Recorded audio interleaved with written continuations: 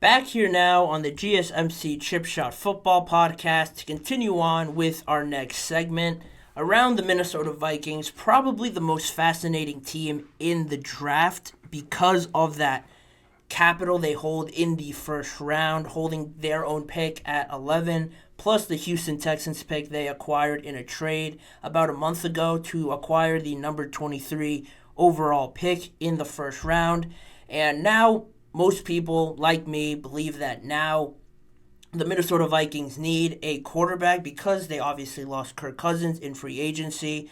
Um, and in saying that, it's funny how these things work with Kirk and losing him, seeing like a sudden sort of action that just happened. They tried to sign him, and just out of nowhere, he signed with the Falcons, and how it seems like that. But based on what Kevin O'Connell now said recently, at a Faith in Life service last week, and looking at just the possibility of the Vikings potentially having reached their ceiling with Kirk Cousins at the helm. He's been there a few years now. I'm sure not a lot of people have thought of Kirk Cousins as getting that much better, developing into something different that we already haven't seen. It's probably fair to say that this team has reached their ceiling with Kirk, at least in my opinion, from what I've seen recently, how good their team is.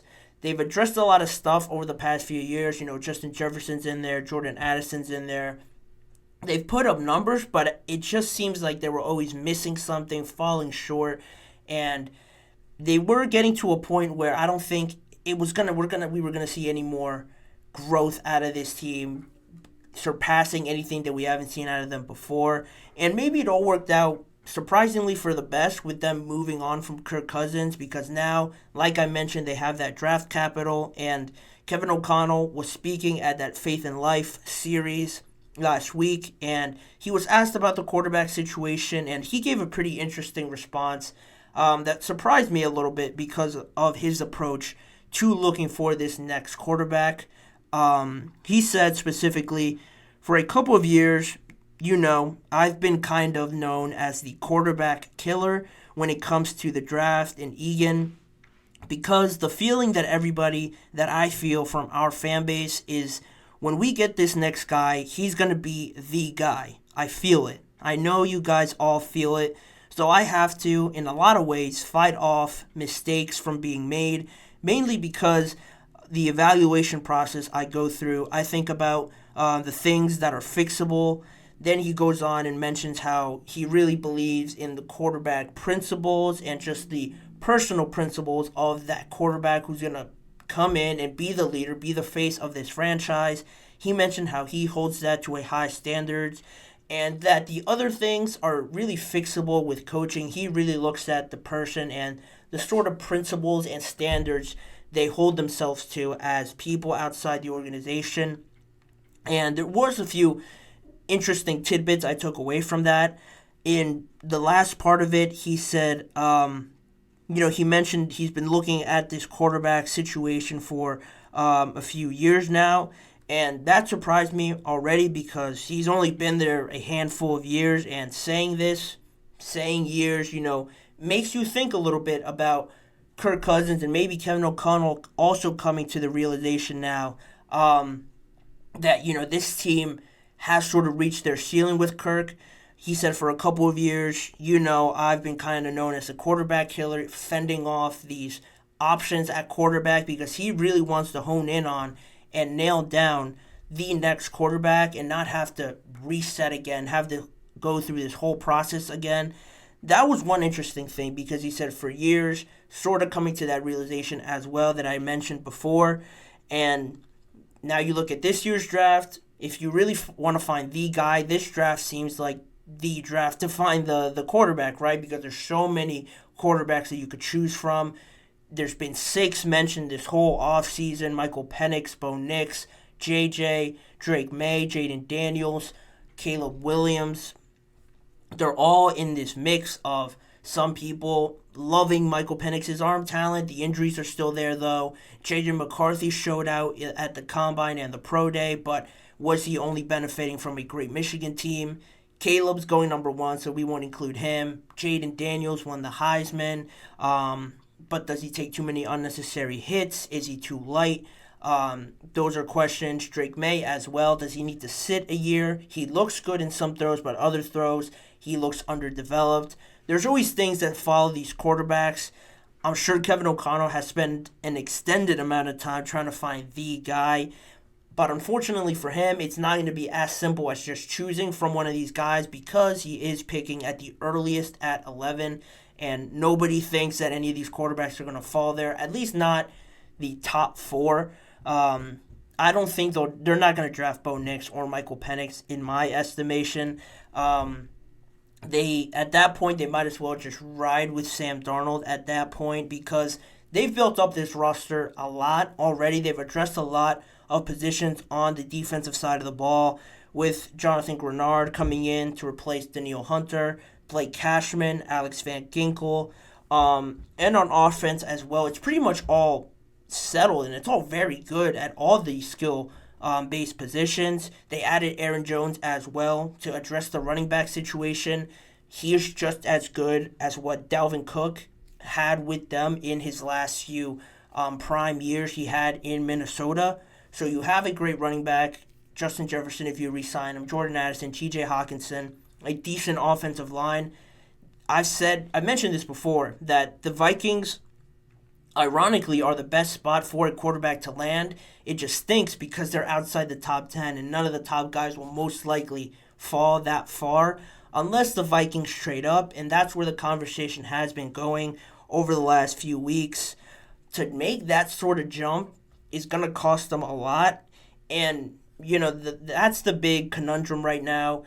You've improved your team so much. Do you want to almost in a way gamble away some of your future, some of your assets that you've gained or that you could gain in future picks by moving up in this year's draft? And it just comes back to the idea of Kevin O'Connell really wanting to nail down this quarterback position. And if he feels that it's not worth it, if it's not any of these quarterbacks, he doesn't feel sure about it, it seems like he's very open about just moving on with Sam Darnold and just swallowing this year, potentially not being great, and just waiting till next year if they're in a better spot.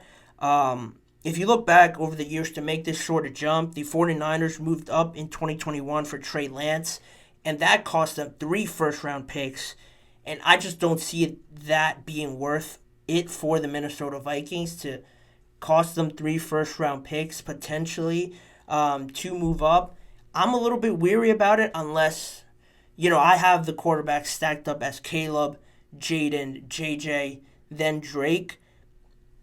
So maybe Kevin O'Connell, the Vikings, have it stacked up a different way, have them ranked differently, and maybe the guy that they really like is still there. Presumably Drake May or JJ McCarthy. If that's their number one guy, Kevin O'Connell should go with it. He spent a lot more time evaluating them than I have, obviously, so if that's their guy, they should take it, but the way I have him ranked, I don't see, unless it's Jaden or JJ, him being there at 4 or 5. That it all just comes down to what the Vikings think about moving up that much. They already have 2 first-round picks, so I guess in reality, they'd only be giving away one that next year in 2025 that you don't know where they'll land. So it could be, say they do really well and it's a late first-round pick, then it all turns out great. In that way, but if they're bad again, you could be giving up another top 12, top 10 pick. So you have to weigh those options out. They already have 2 first-round picks anyway this year, so I'm sure they don't really mind too much giving those away to ensure they get a great quarterback. All these are things that they have to work out, but he sounded very convinced on how and convicted about this whole situation, and it sounds like they won't settle for just we have to draft a quarterback this year. Let's get the 5th best guy or the 4th best guy on the board and just get him because we need a quarterback. Everyone's saying that Sam Darnold's not the guy. Let's go get a quarterback this year. It is a good thing to hear Kevin O'Connell talk like this and to say he's the quarterback killer, fending off all these other options because he just didn't feel sure about it. He went with his gut and he's rejected all these other options for a couple of years now, like he said. I think that's a pretty mature way of going about it. It has I'm sure the organization has had questions about it, but they seem to also trust him.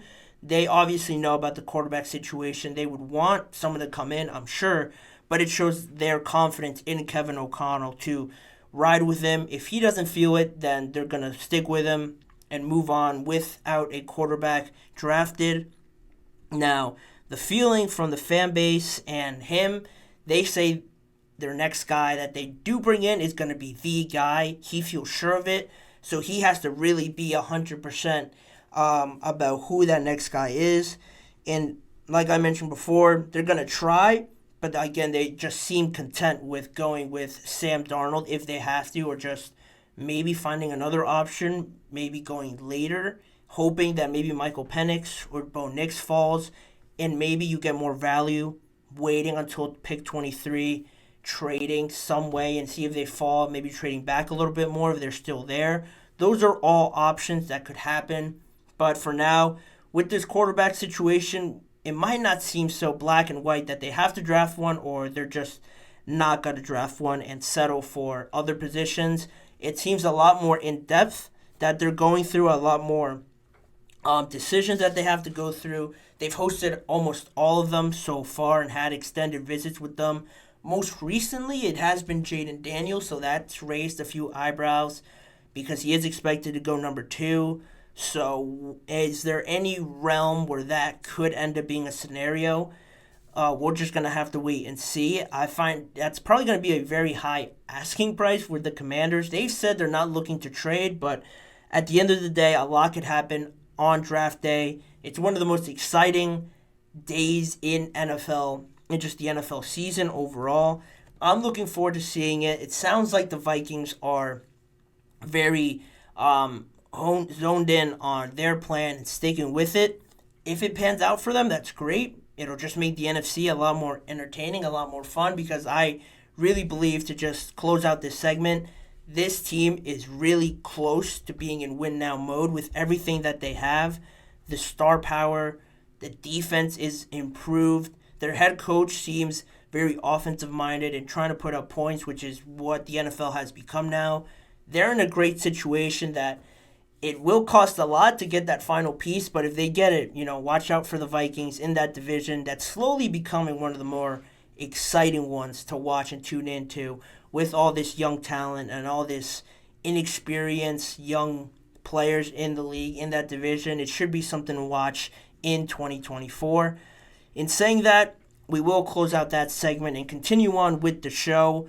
2 more topics to come on today's episode. I mentioned the new uniforms, my reactions to the Denver Broncos and Detroit Lions uniforms in this second half of the show, as well as breaking news that dropped today around the Denver Broncos quarterback situation. Stick around to find out what happened and who the Broncos got in to be potentially their new quarterback in this new season. Don't move. A lot more is coming up on today's episode of the GSMC Chip Shot Football Podcast.